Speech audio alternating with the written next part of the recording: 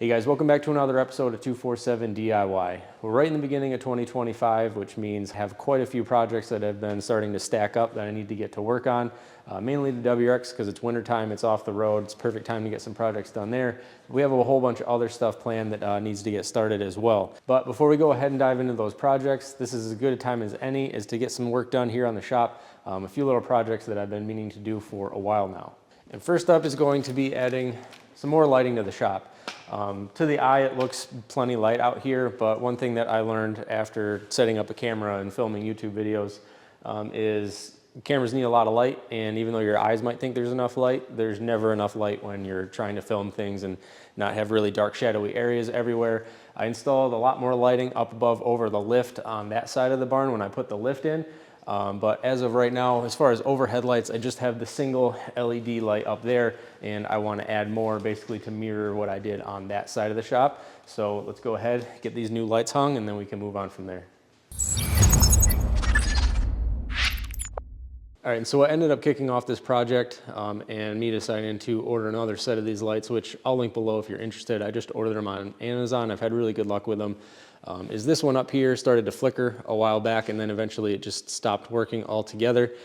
So I decided I bought another set of 4. Obviously, because this is working, I've went ahead and I've just replaced that for now so that I had a light up here. The old one I brought over here to the bench, and I pulled the plastic case off the top, and I found that the solder joint right here in the middle that joins these two LED boards together came apart. I've since soldered it back together. It's not pretty. I need to get some new tips for my soldering iron, but I don't do enough soldering to where it's one of those things that I remember to do. So it's pretty sloppy soldering job there, but it gets the job done. I've already plugged it in, and it turns on just fine, no issues. So we need to get that back together so that we can use that. But what I want to do is match basically what I did over here in terms of layout. So the first thing that I need to do is this one needs to get moved off of the wall to match this side, and then this one right here will just come over and we'll put another one to match that right here. The only change is going to be over here above my workbench. Over here I left a gap sort of where the center of the lift is, and then I have the 2 strips here on the wall for lighting up that side of the vehicle if I'm over on the far side of the vehicle. So instead of having that gap, basically from the end of this one over there, I'm just going to run one off to the right, one off to the left, give me a lot of light over top of the workbench.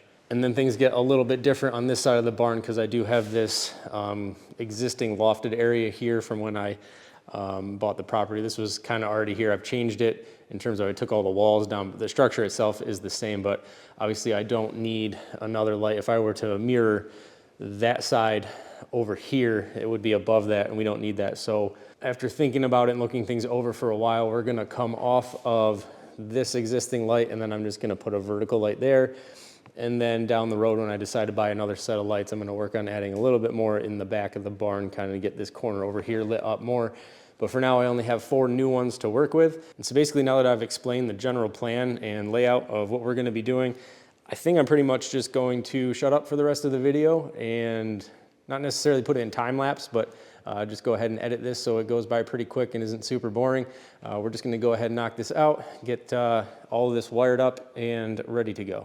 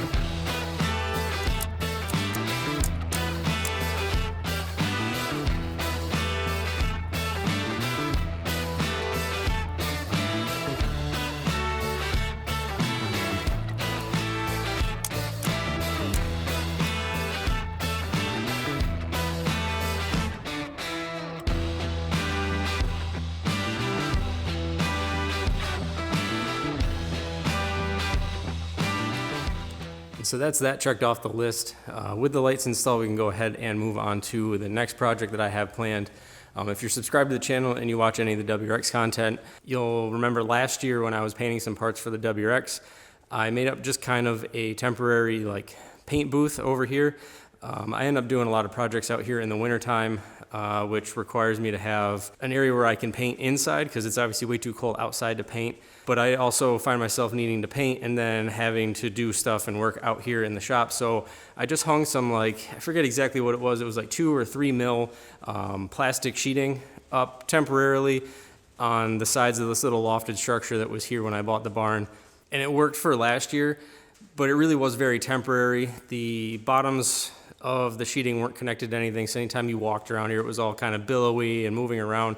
But it did what it needed to do, which was to give me an area that will contain a lot of the paint fumes so that I'm able to work out here in the shop and then paint over here in this area.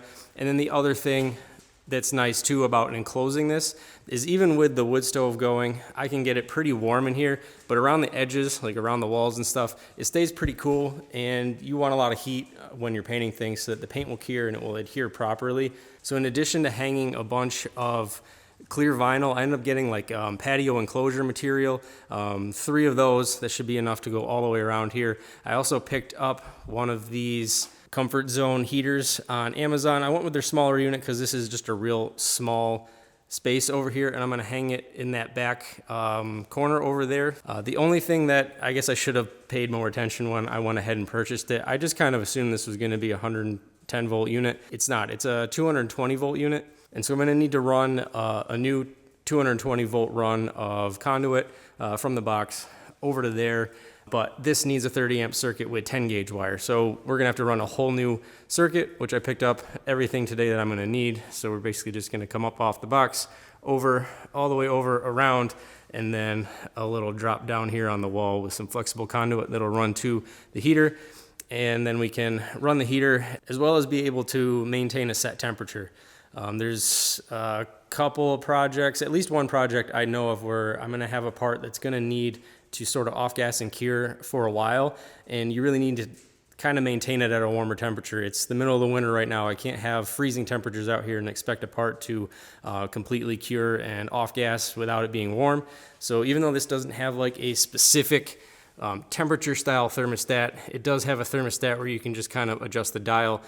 So I'll just have to kind of experiment with this, keep a thermometer over in that area, and then set this where it wants to turn off at the temperature that I'm aiming for. But that shouldn't be too difficult. So let's go ahead, let's go and wire up this new run of conduit first, get the heater mounted, and then we'll work on getting our plastic enclosure set up.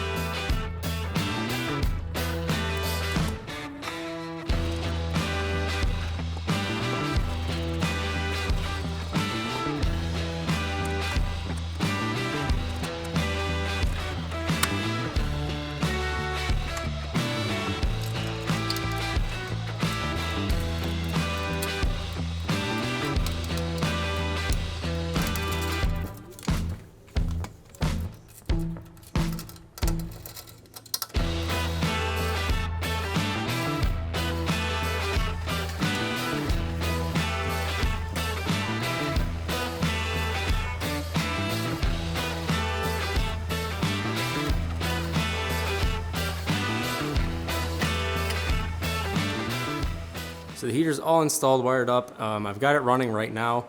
Just to kind of see how it works. I want to see if I can get it to that point where the thermostat's going to cut it on and off or not. So it is just running right now. It's been running for a bit. Got the heater right over there in the corner, and then I got a temperature sensor there on the wall, and then this sensor right here. It's holding 80 right here at this corner and 70 right now. That's with the help of a fire in the wood stove over here. It seems to kind of just want to hold right there.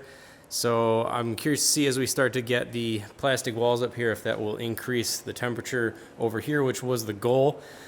This morning when I came out and I started getting the barn warmed up and everything, I just did a little bit of work off camera. I secured down some bottom plates here that we can secure the vinyl to, both there and this side. And then I kind of just made an opening here. Like I had mentioned, we're gonna just make the plastic zip up so that in the off season when I don't need this to be like a warm painting area, I can just unzip it, roll it up, and then I can walk in and out of here and do what I need to do. And so now we need to go ahead and just work on starting to get those pieces of clear vinyl plastic hung up. I've got them laid out over here. They are pretty wrinkly. Been trying to get them kind of warmed up so that as they get hung up, they want to stretch easily. Along the top and the sides, these do have metal grommets in it. I'm going to use the metal grommets best I can because I have a feeling that once it's up there and it's stretched and then the plastic starts to relax and those wrinkles come out, then I'll be able to come back and adjust it and retighten it more and hopefully get these sheets nice and flat and almost see-through as best I can. I realize it's not going to end up looking like a sheet of glass or anything like that, but if we can really get it stretched out nicely with the wrinkles, it's going to be a lot nicer, and I'll be a lot happier with it that way. But we'll just have to see how it goes together. When I first planned out this project, I was thinking about running it on the outside, which meant all the way to the top of there was over 8 foot. And now that I'm on the inside here, I've changed my mind and I've planned on hanging the plastic on the inside. I could have gone with the 8 by 8 foot ones, but originally, like I said, when I was planning on doing the outside, I went with the 8 by 10s. So on the sides and the top, I'll use those rubber grommets so that we can just I'll use screws to sort of stretch them, and then as the wrinkles come out and the plastic relaxes, you can back the screws out and then stretch it a little bit more. But then down on the bottom along the kick plates, we'll just have to cut it to size and then staple it along the bottom. And then I'll have to figure out a way here. I don't necessarily know if I want to use a 2x4, but maybe a piece of pipe or something, just something heavy. So that with this little zip gate here, just to kind of keep the plastic wanting to stay put and not want to waft around with the airflow as I'm walking around and doing things. But we'll get to that. That'll be like one of the last things I do. So we're going to start with getting this 8-foot panel up over here, this 8-foot panel up over here, and then we'll work on the last 8-foot panel here with the zip up doorway and everything.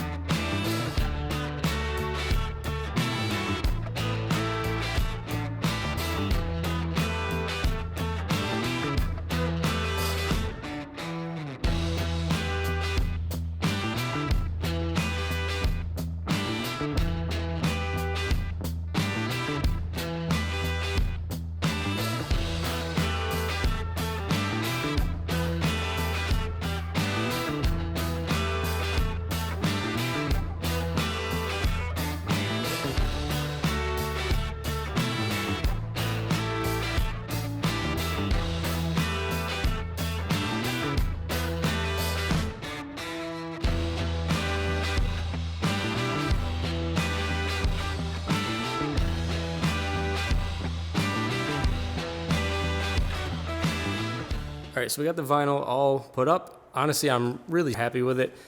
It's stretched out really good here right off the bat. I don't think the camera's showing just quite how many wrinkles are in it, but it's really not bad at all from what I was expecting. And like I said, I have a feeling that this will start to relax a little bit as it's hung, and then I can stretch the corners and the sides a little bit to flatten it out a little bit better here in the coming weeks. But for now, it's good. The only thing that's left to do now is go ahead and seal up this portion here along the top. Initially, my plan when I was gonna go on the outside, I was just gonna wrap up over the top, but now that I ran up the inside, I could only come up to that bottom edge right there. And so I'm just gonna use these offcuts, and we're just going to staple it down to the bottom and then wrap it up over the top, because I already climbed up the ladder and we're just losing a ton of heat out the top right there. So we'll seal that up. That'll also keep fumes inside of here. And then as it stands right now, I know I don't have any ventilation in there. In the future, I might add some ventilation. I can go out that back wall to flow air out into the back half of the barn, or I could even go out the exterior wall there. I'd prefer to go out to the back half, that we don't have to worry about weatherproofing this wall that much. But for now, I'm just gonna go ahead and get these sealed up real quick and be right back with you. So that's gonna go ahead and do it for this one, guys, at least as far as all the work that I wanted to get done out here in the shop, because I have a whole bunch of projects that I need to get started on here this winter, and having all of this done is just gonna make everything that much easier. I do have a lot of painting projects going on, so having this new sort of paint booth set up over here is gonna be really nice. And I did leave that heater running while I was picking up all my tools and supplies and stuff. I had the door zipped down, and I was able to confirm that it does turn off and on its own via the thermostat. I have that thermometer hanging on that far wall over there, and it kicked off with that thermometer reading 88 degrees. So the cutoff on the unit itself is probably like 90 degrees. It was probably 90 up there at the heater. I'm assuming they probably used a round number or whatever. And then it kicked back on again when the thermometer over there read about 84 degrees. So that's gonna be a really good temperature for keeping some parts in there and allowing them to cure without the temperature dropping really, really quick in here, because paint really doesn't like to cure when the temperatures are really low. So I can get my painting projects done, contain all the fumes in there, and then again, keep it heated for, you know, a day or two or whatever, however long I want for those parts to be able to cure and ensure that I have a good finish on those parts. So as always, guys, if you like the video, be sure to hit that like button. Feel free to leave a comment below, and if you're not subscribed already, please consider subscribing. Thanks.